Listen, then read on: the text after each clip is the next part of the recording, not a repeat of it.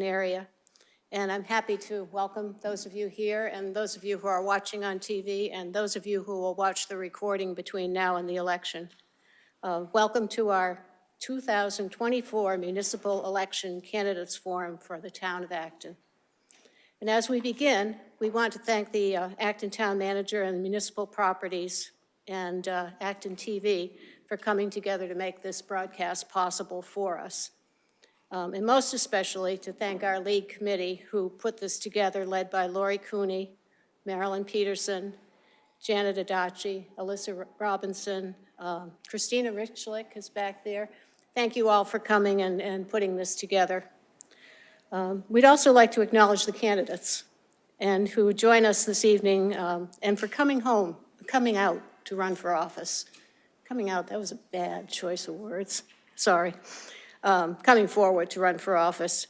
In a year when there have been extreme fiscal challenges, you have stimulated important conversations among the voters, and we hope they are energized and we hope they will come to vote.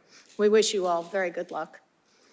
The League has a long tradition of providing nonpartisan voter education and services, particularly at the local level.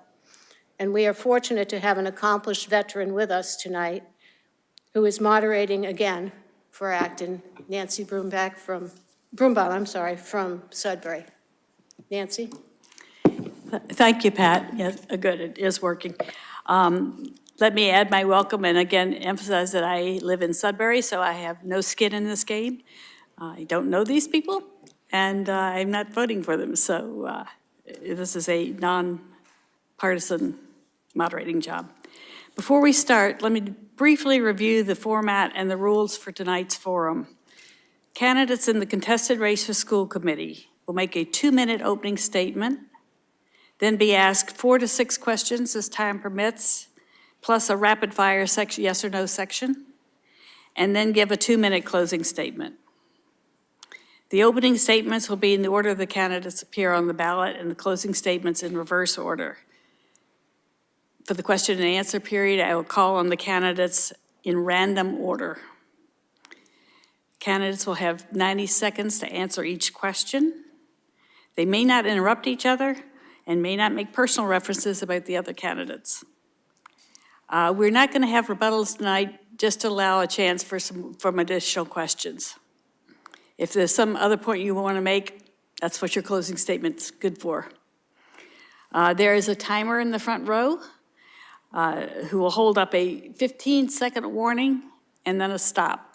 You can finish your thought and then please stop.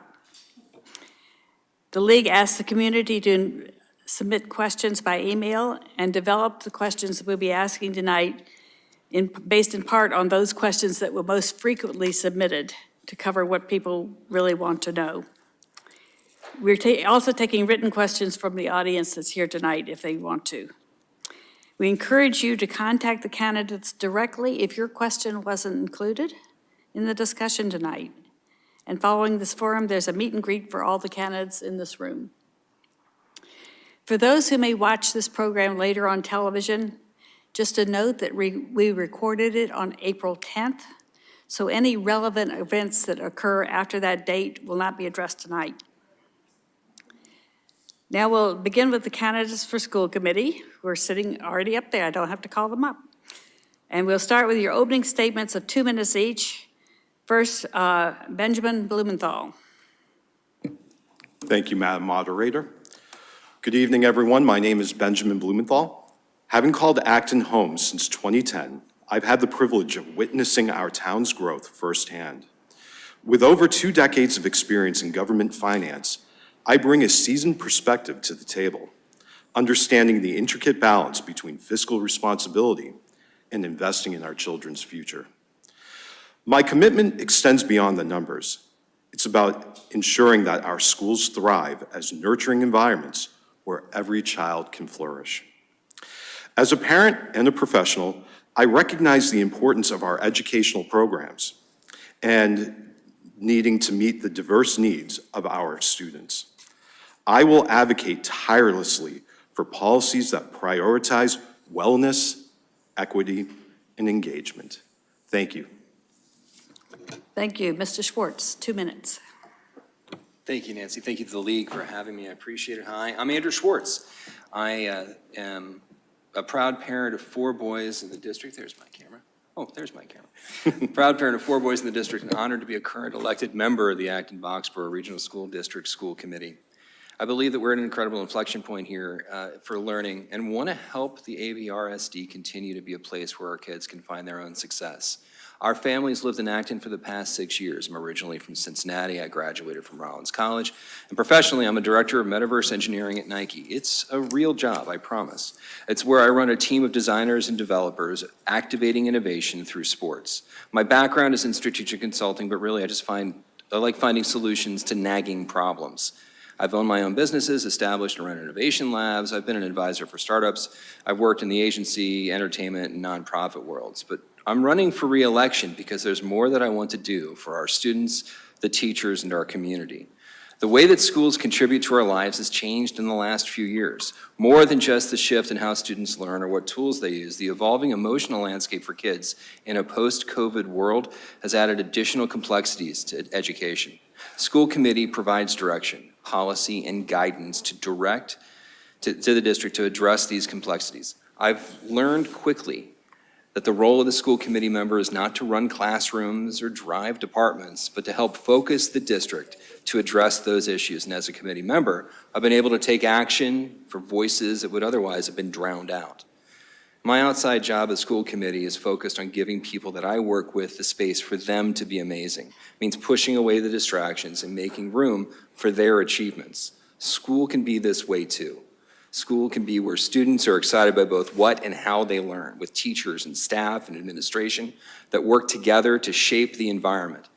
I was originally inspired to get involved by thinking about how I could bring this approach to the district, and we can create environments that bring together everything it means to be a full person and help the students find their space to be amazing. Again, thank you for having me here. Mr. Fitzgerald. Thank you. My name is Jason Fitzgerald, and I'm running for school committee because I have a deep-seated belief in public education and the importance that it has in a community. Education is the unique way in which each generation builds upon the knowledge and wisdom imparted to it by the previous generation, and society as a whole can improve.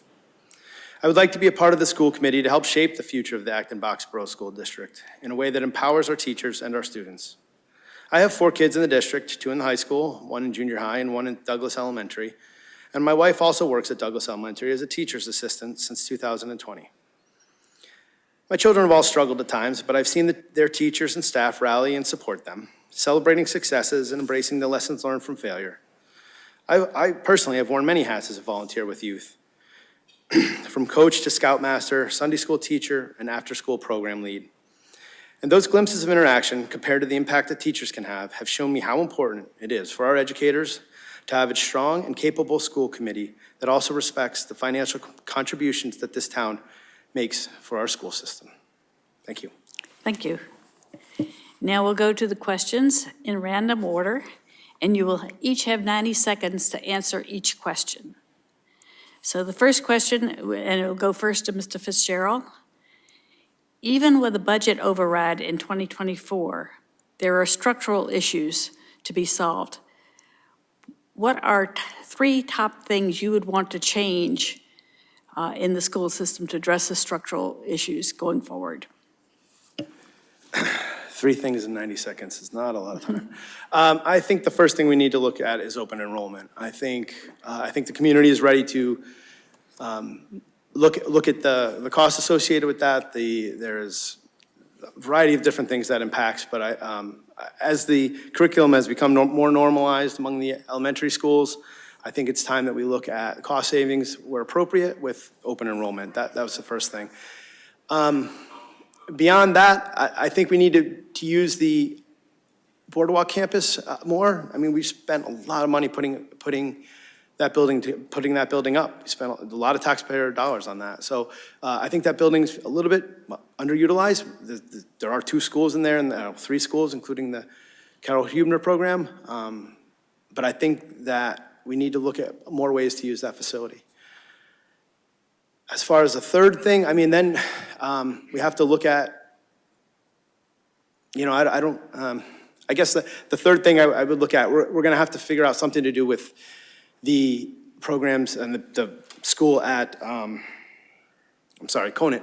That building's old. We know that. We just went through this with Gates and Douglas. As I said, I was in the Douglas building, so I know what the building looks like. And it's going to cost taxpayer dollars to figure that out. So I think we have areas where we need to work on with those. Those are the three first things I would look at. Thank you. Mr. Bloomenthal. Thank you, Madam Moderator. Over the past several years, we as a Budget Committee have had the hard task of making cuts. We've made cuts this year. We've made cuts in the previous years. At this point in time, we cannot cut anymore. And in order to look at ways that we can, address the structural issues of our budget, really need to come from outside the district. That means looking at the Chapter 70 funding and seeing how we, as residents of Acton, can really engage our elected officials in order for them to do the work that's necessary in order to free up more funding within our state budget.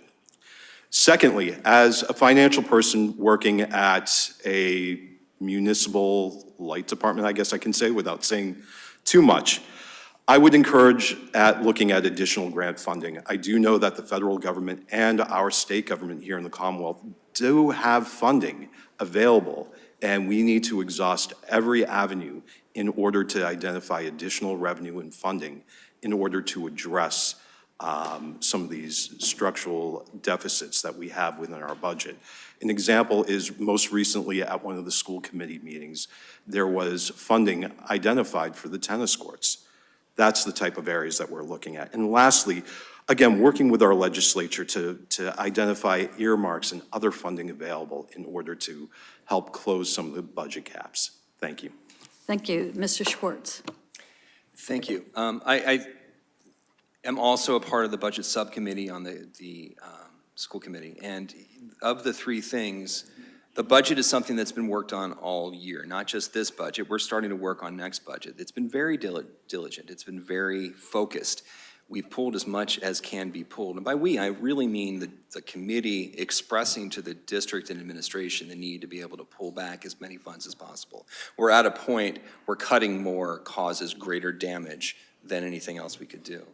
So I think that while we need to look at how we're spending and keep a close eye on that, that first point is to focus on revenue. One of the first conversations I had with a current, at the time, incumbent school committee member was that Acton has a revenue problem. We don't have enough people that are owning businesses here. We don't have a tax base that's diverse enough. Understanding economic development, which is outside the purview of the school committee, is an important thing. Another thing to look at is how state funds are being brought into the district. The current Chapter 70 allows the minimum amount of money coming into our district.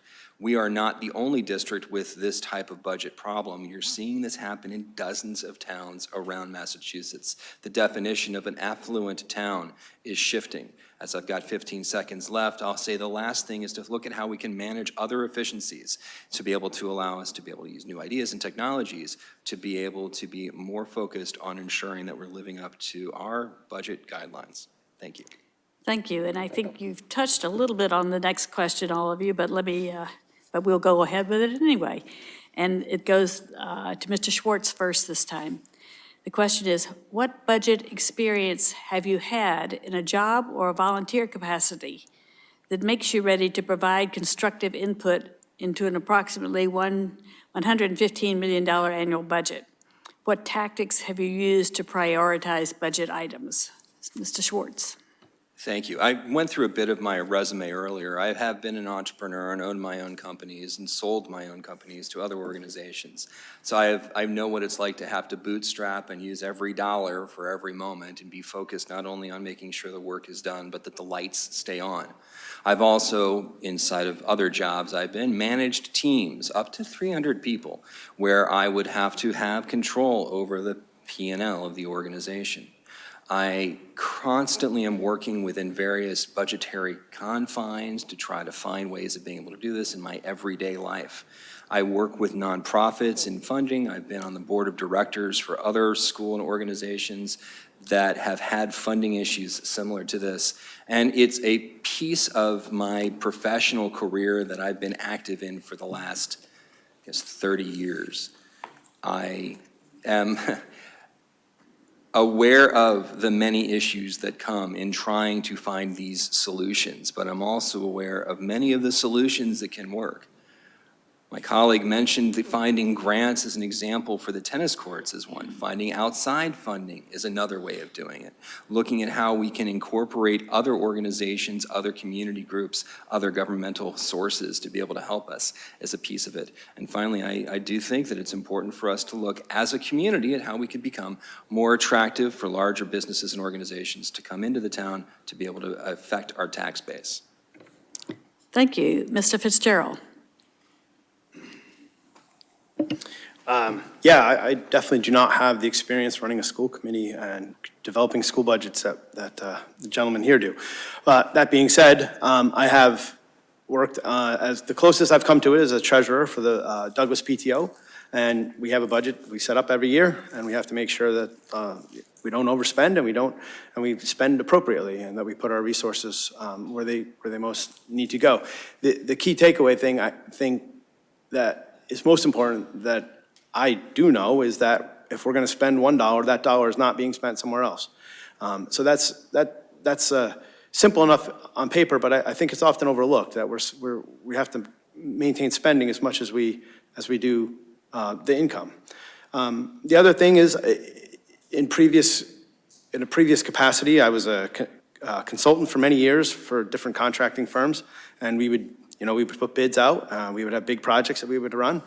I was integral in developing those estimates and making sure that we didn't overrun on projects. So I have run budgets. I've run projects that have to meet budgets. And I do understand that, you have to, at the end of the day, account for all the money that's being spent. Thank you. Thank you. Mr. Bloomenthal. Thank you.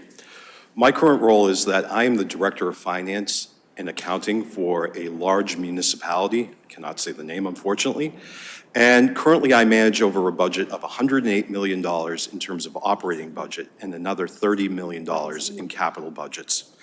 I have over 20 years of experience, previous to which I worked at the MBTA, overseeing federal funding coming in, and my experience is really within municipal and government funding.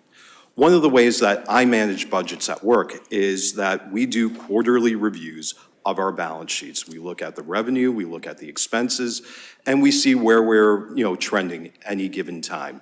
Most recently, I looked at the overtime costs in the last quarter from January through March and seeing why our overtime costs had escalated. It was due to storms back in January. The point being is that every year we do a recast of the budget so that we're able to manage our revenue coming in and plan accordingly for our expenses. That same type of diligence, I know that our school administration does on any given period of time on a weekly basis.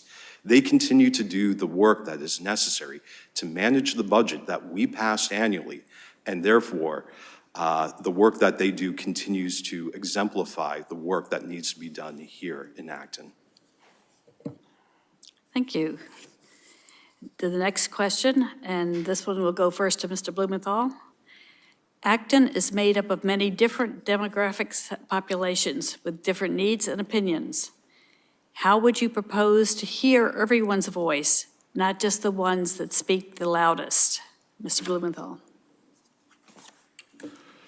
Having lived in this community since 2010, I value the input that our fellow Actonians give.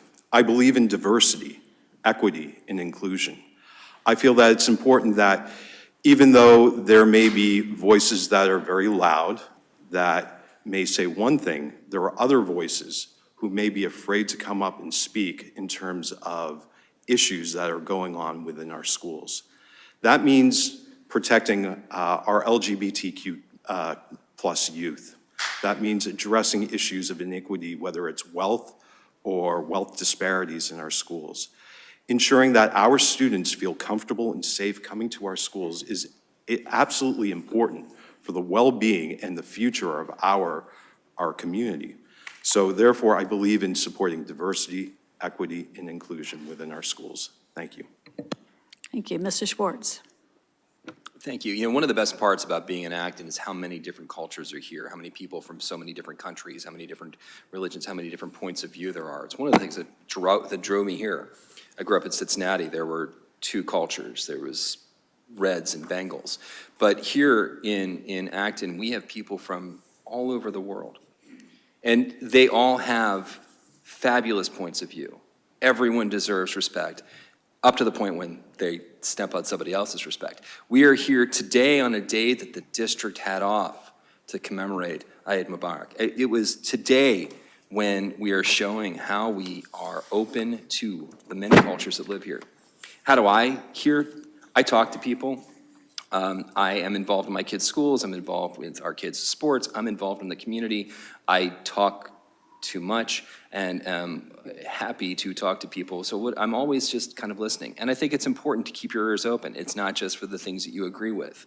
So I'll watch the things that are said online, and I'll see the arguments that are happening, and I'll look for the opportunities to do it. But one of the things that's been very valuable in all of that listening is how we as members of the school committee are able to turn those questions that are in the public into action. One of the reasons I got involved in this is that I realized I had questions, and I thought, if I have questions, I should try to find the solutions. I try to do that with the voices that I hear, and I try to do that with the questions that are brought to me. Thank you. Thank you. And Mr. Fitzgerald. Would you mind repeating the question for me? Certainly. Acton is made up of many different demographic populations with different needs and opinions. How would you propose to hear everyone's voice, not just the ones that speak the loudest? Well, I think it's important to be involved. I think it's important to get out from behind the desk, and I think it's important, as Andrew said, to be engaged. I think it's important to meet the kids where they are, go to the soccer field, go to the baseball field, go to the scout meetings. I think those things are invaluable, and because there you'll meet the other parents. I think we have a unique opportunity with the migrant families that have come to the Minuteman Inn, and I've been so touched to see the community reach out to them and welcome them, and we had the welcoming dinner was just a really cool thing to do. I've seen a lot of office hours that are happening, and my heart's warm to see that people are reaching out and opening up and being available. So we definitely need to see that stuff continue. The social media presence, it is what it is, but I think that is a small subset. It's a loud subset, but I think it's a small subset. I think the hardest voices to hear are the ones that we aren't hearing, and I think that's a problem. I recently went to a CPAC meeting last week, and there was a survey that was sent out, and 22 families. I don't know if that's normal. I don't have a lot of experience with CPAC, but 22 respondents to a survey out of a town this size, that seems low to me. So we need to do better we definitely need to do better. We need to do more outreach. We need to find out what's happening from the people that we don't hear from. Thank you. The next question, and it will go first to Mr. Schwartz. Given the cost per pupil for Minuteman Vocational Tech, what are your thoughts on how vocational education fits into the overall curriculum, and are there alternatives we should be providing? That's a great question, because what we think of as vocational has changed over the course of the last 30, 20 years. It's not just about the skills you need to learn to do jobs you use with your hands. It's now, how do we deal with engineering? How do we use math? How do we use ideas? How do we build things? How do we build our future? The relationship that we have with Minuteman is one that's very expensive for the district. And one of the things that we've been working on in the high school, building a STEAM lab, building an innovation lab, looking to find ways of being able to bring those same types of, say, physical science-based, not gym, but physical science-based concepts into the schools to be able to allow the kids to do it through our high school. I think that there's a need for a change with a lot of the ways that funding happens. If Minuteman per student is at one level, Acton per student should be at least comparable. And the state's not living up to that because of various other issues that are in works. And while we are spending a lot with Minuteman, we are spending a lot per student, we should find a way to be able to spend as much or close to it for the kids who aren't choosing Minuteman. Thank you. Mr. Blumenthal. Thank you. Minuteman is a valuable asset within our community. And while the expenses are eye-opening, let's just say that much, Minuteman and other schools like that, other vocational schools, provide a skilled labor force that is necessary for organizations like mine to function.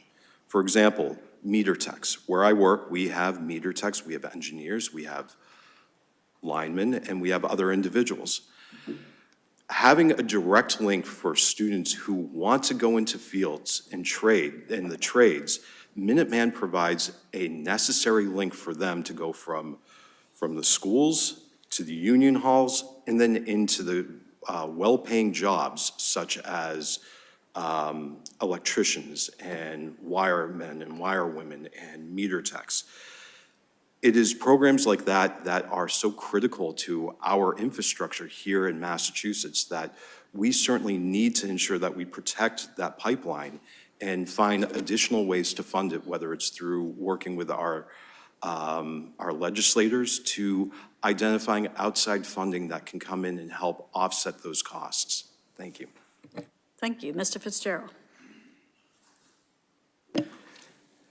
So, short answer is yes, we need to have Minuteman, and I think we need to continue to support that program. I would like to see more of those programs be brought in-house. They are expensive.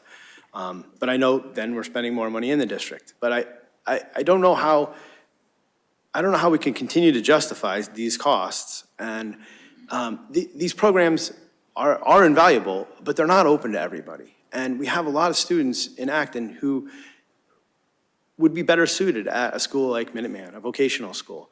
So there's a very small window where they can apply or they can attempt to get in. There's a lottery, and not a lot of kids get through there. So it's an awkward program for us to be a part of. We should be better able to help more students that would be better served by that type of program. We are in an affluent community, and so I don't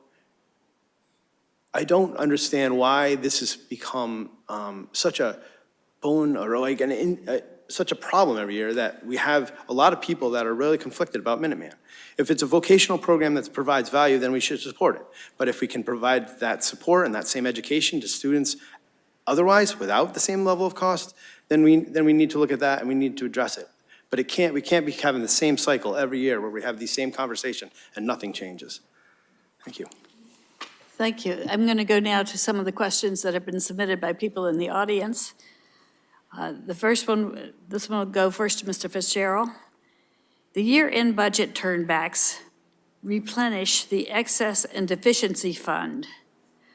What role should school committee play in managing year-end spending? Well, I think just like any of the other budgetary costs and analysis that the school committee needs to do, it needs to provide a check for the administration and another set of eyes on the costs, money coming in, money coming out. The school committee is who is elected by the community to fulfill that role. So I think yes, I think the school committee should be a part of that decision and a part of how that money is allocated. And I think it's as simple as that. Thank you. Mr. Bloomenthal. So the turnback is a key budgetary item which helps fund our excess and deficiency funds. It's kind of like our safety net. Every year when we have a little bit of money, that turnback money then goes into that E&D fund. That E&D fund for the last several years has been critical in terms of balancing our budget. However, due to inflation, costs tied to health insurance, along with special education costs, we have basically depleted our emergency reserve funds, our E&D funds. So making sure that we manage the budget, having those turnbacks, and then managing over those funds is necessary, but that can only be done with the override. We do not have enough revenue coming in to offset our expenses, and therefore, we are managing a tighter and tighter budget every year where we cannot really depend on those turnbacks to fund that E&D fund. Thank you. Thank you. Mr. Schwartz. Ben did a really nice job of explaining how they work. I think one of the other things to think about is that a turnback is based on a goal that's set when you originally set the budget. There's a minimum, there's a floor, there's a ceiling, there's a certain amount of flow that you want to have inside the budget that you can build to. Because that allows you to have that extra safety net if costs rise during the year that you don't expect. It also allows you to be able to place the money that you're not spending due to good governance, due to other due diligence, due to the other, say, cost suppression you're trying to find, so that you can then keep using that budget on a year-to-year basis. In the same way, if you don't spend everything in your own paycheck every 2 weeks, or whenever you get your paycheck, you can put money in the bank. That is not due to poor management, that's due to better management than expected at the onset of the paycheck. A budget turnback going to E&D, a budget turnback at all, as planned for, allows you the space for issues to arise and allows you the opportunity to save for next year's issues. I think that's the role of the committee is to set the minimum and maximum targets. And two, over the course of the year, approve payments, review every bill that goes through. On my way here today, I had another set of warrants that I had to approve after going through them to ensure that it was right. Our job is due diligence, good governance. The better diligence, the better governance, the higher turnback, and the better opportunity we have to serve next year. Thank you. The next question from the audience, and it will go first to Mr. Schwartz. What does the term parents' rights mean to you? How would you apply that definition to your work on the school committee? It's a great question for not only what it actually is, but for the dog whistles that come with it. Parents' rights as a movement in the country is being used as a talking point to provide more control over schools' teaching to parents, but mostly around cultural hot topics. So to me, when I hear somebody say what a parent's rights means, it's not how can I make sure my kid isn't hurt on the play field, or how can I make sure that I know what's happening inside my kids' classes with their homework, or that I have the ability to speak to my teacher. Most of the folks who use the term parents' rights are using it as a way to talk about books they don't want in the library, or topics they don't want taught. And that's difficult because it is a part of this larger culture war that's happening. To me, as a parent who is involved, the right that I have is to know what's going on in the school.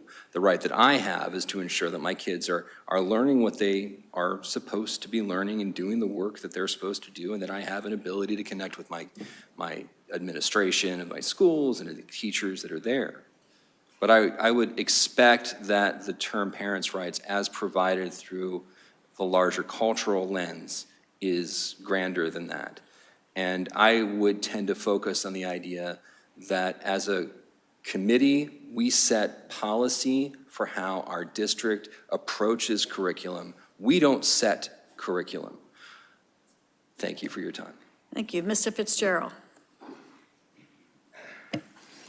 Yeah, I think I'm going to dovetail right off that. The school committee's job is not to set curriculum, but and the teacher's job is not to raise my children, right?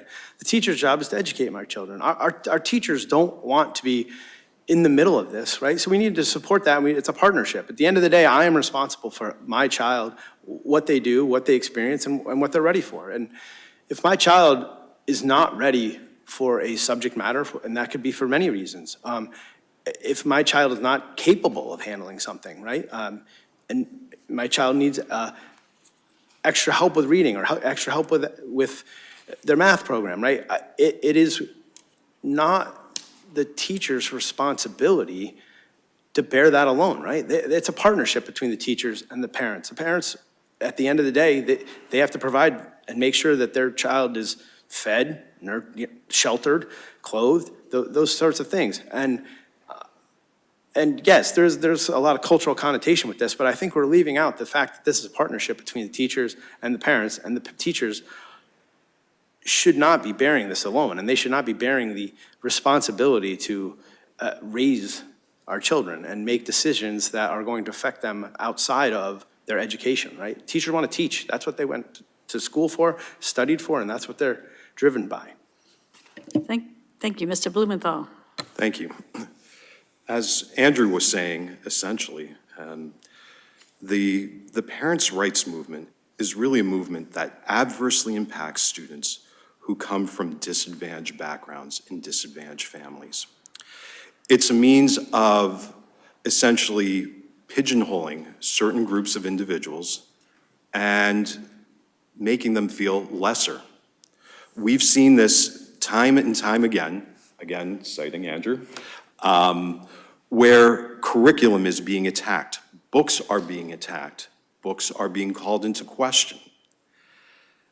And what it does is it adversely impacts the psyche of our students who are, LGBTQ students, who are individuals of color, who are Black and brown individuals, who face all sorts of racism, bigotry, and xenophobia on a daily basis.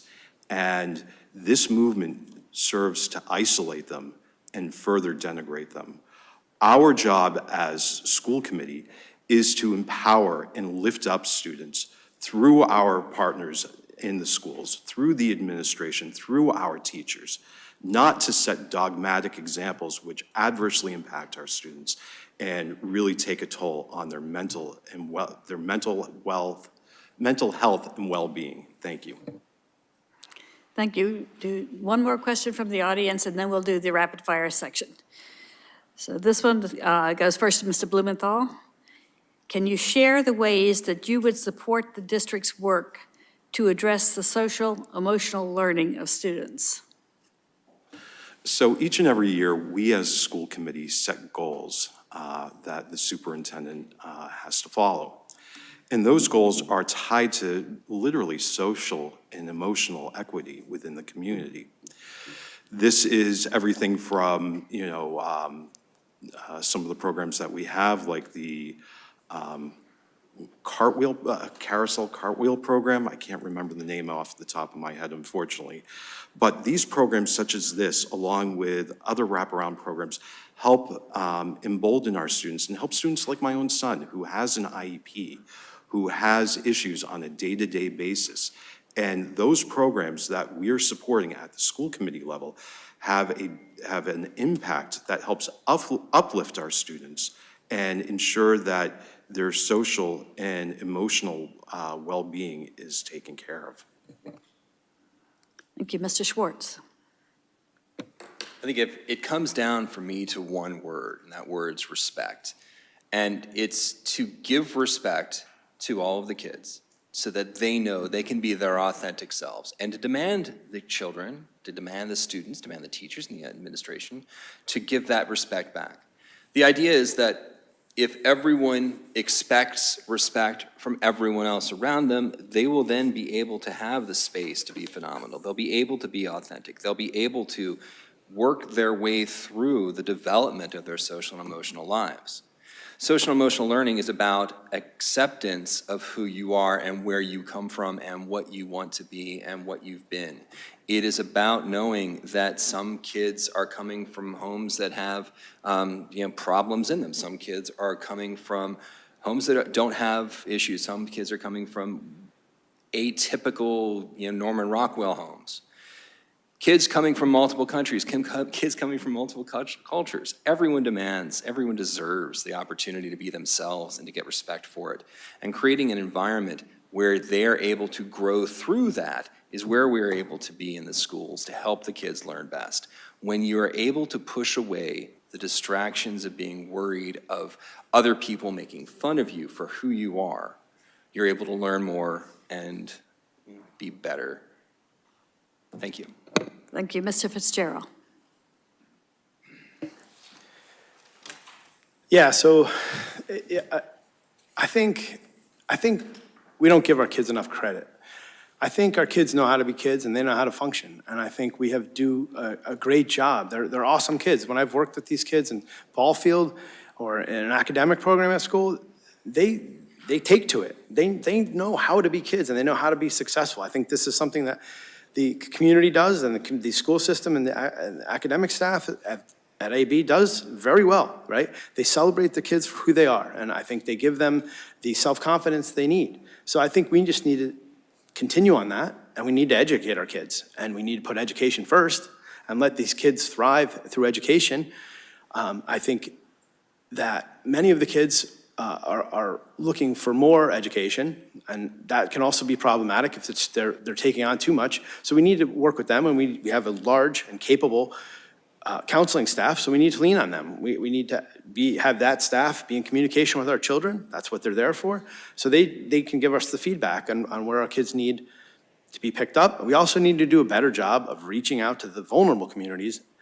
We have, just like every other community in the country right now, we have an absentee problem, right? So we need to figure out how to solve those types of things. And I think that's what we need to do. We need to educate and provide a place where our kids can feel confident in themselves and in their education, and that's where they'll thrive.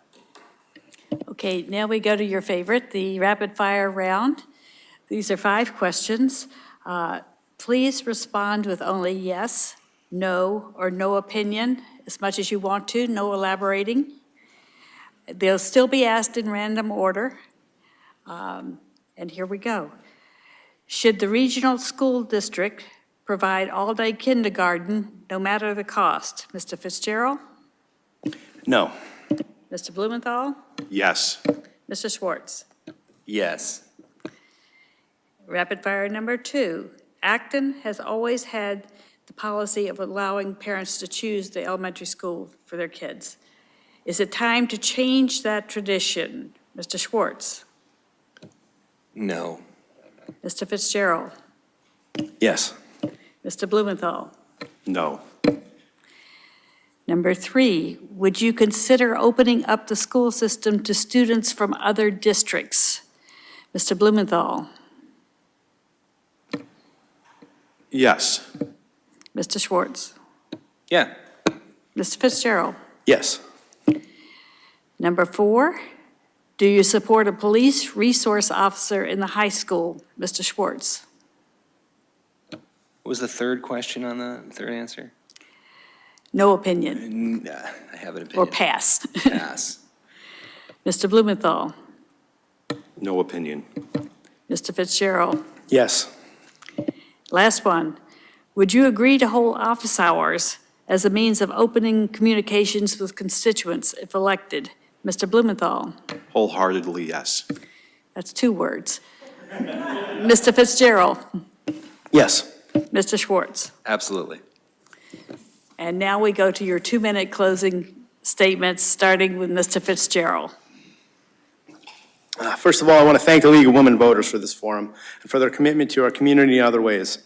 I've lived in Acton since 2001, having been introduced to Acton as an employee in a small tech company in the old School Street Corporations Park several years before that.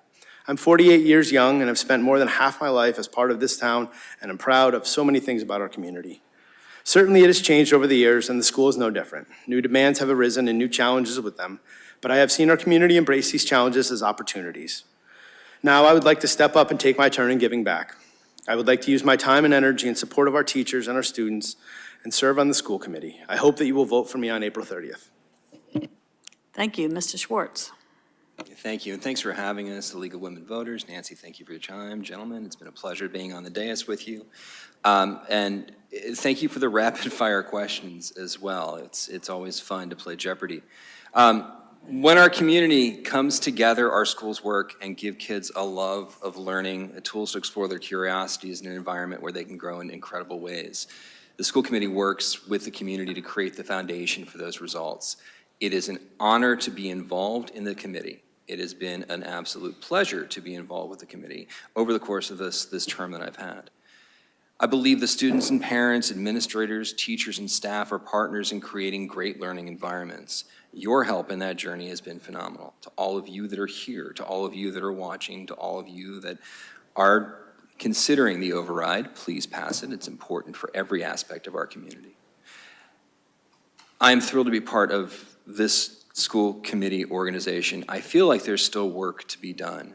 We've spent our year focused on how do we get the budget to the most manageable size possible. And while we've done all of the other things we needed to do, there are other things we could do that had to sit on the sidelines. And these are the things that I'm very interested in. How can we find ways of bringing the community closer to the schools? How can we make the schools the center of all we do? How can we put better fields on all of our grounds so that our kids are able to do more and play more and have fuller lives? There's a lot that is yet to be done and a lot of solutions yet to be found. I thank you for the opportunity that I've had, and I would love your vote to continue working towards it. Thank you. Thank you. Mr. Bloomenthal. Thank you, Nancy, to the league, and to you, the voters who are here tonight and watching on television. With a collaborative spirit and a dedication to transparency, I pledge to continue to engage with parents, educators, and our community to shape a vision for our schools that reflect our shared values and aspirations. I am asking for your vote on April 30th. So please, together, let's build a brighter future for Acton and Boxborough, where every child has the opportunity to succeed. Thank you. Thank you. Thank to all of you for participating tonight and for your willingness to run and serve the community. It's not an easy job to run for office or to be on the school committee. I now turn the program back over to Pat Clifford to close. Thank you, Nancy. I think we all want to give a round of applause to both you and the candidates.